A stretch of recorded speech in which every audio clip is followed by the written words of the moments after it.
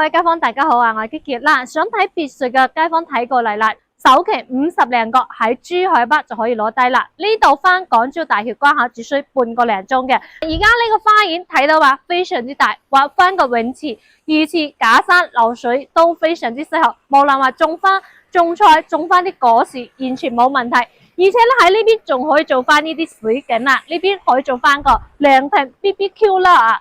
平時啲朋友翻嚟呢邊玩都非常之舒服噶，呢個花園夠晒闊落噶啦。花園一共咧200幾平方嘅，而家咧入嚟呢邊先係屋企嚟嘅。咁呢個別墅咧面積係250平方嘅，我哋一樓呢個係客廳嚟嘅會客廳。嗱，呢邊做咗個中空客廳，非常之高端大氣嘅。而且咧我哋一樓仲有個套房長者房嘅，咁過到嚟呢邊咧可以作為一個長者房，或者而家係做翻間私房。採光亦都好好，呢邊有乾濕分離嘅衛生間嘅。OK， 咁過到嚟呢邊咧先係我哋嘅飯廳嚟嘅。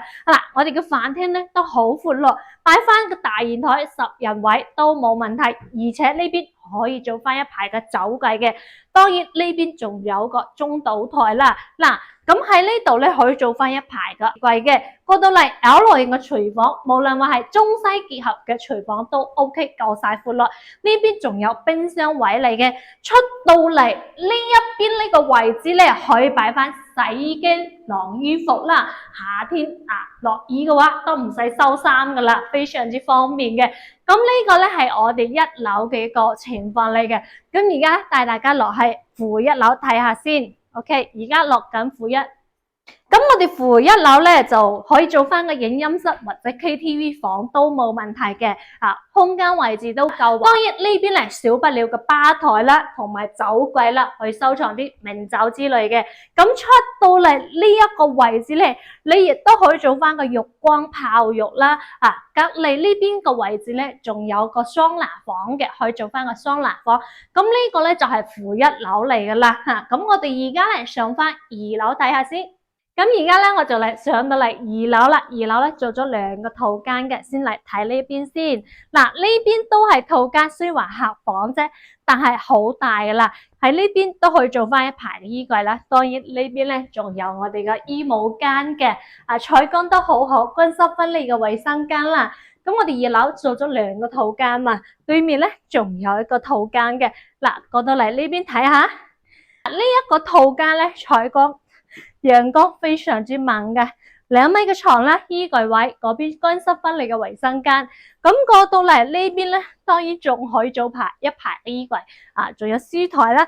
出到嚟咧，仲有個咁大嘅露台嘅，平時喺度睇下書、畫下畫或者嘆下個咖啡咧都 OK 嘅，陽光咁正。上翻3樓咧，3樓一層都係做翻個主人房，非常之大氣嘅。OK， 咁而家咧我就上到嚟3樓啦。3樓一層咧都係我哋主人房嚟嘅。而家睇下呢一邊咧就係我哋嘅休息區嚟噶啦。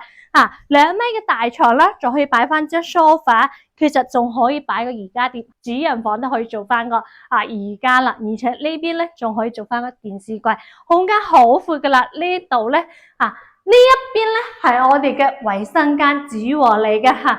我哋嘅淋浴區啦、泡浴缸啦、洗手盆啦，啲空間幾闊啊！因為一層都係做咗主人房，所以空間係好足嘅。